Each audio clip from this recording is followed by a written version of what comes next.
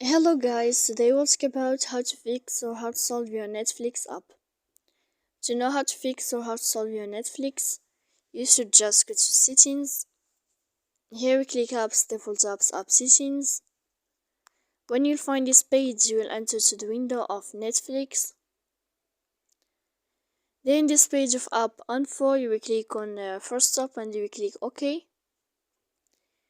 Here we'll enter to the window of storage. Then we click clear cache. Don't click clear data because that can cause you errors in your app. And in the end, you can turn on your airplane mode. You can wait a moment to turn off your airplane mode again. So please don't forget to support us by like and subscribe. See you next time in another video, and thank you for your attention and your watching.